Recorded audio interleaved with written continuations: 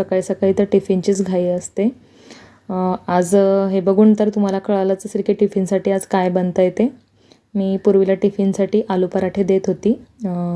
आलू boil करून घेतले छान आणि मग त्या मॅश वगैरे करून साधीच त्याची भाजी वगैरे बनवली. त्याच्यात जास्त काही मटेरियल वगैरे टाकलं नाही, कारण मग तिला खायलाही मग ती कंटाळा करते. जास्त कांदा वगैरे दिसला तर कांदा पण तिला खायचा कंटाळा येतो.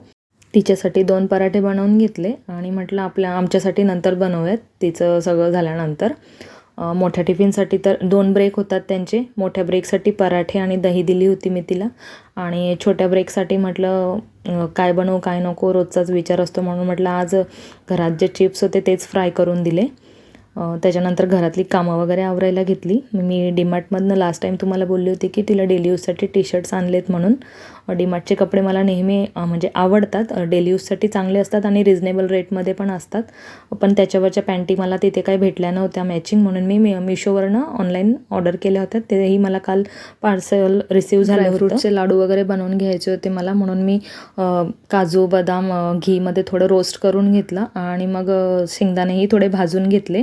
त्याचे साल वगैरे काढले आणि मिक्सरमध्ये जाडं भरडं असं वाटून घेतलं. त्याच्यामध्ये रोज सकाळी सकाळी सेपरेट काजू बदाम देण्यापेक्षा म्हटलं एक लाडू खाल्ला तरी पुरेसं असतं हेल्थसाठी. म्हटलं चला मग ते आज करून घेऊयात.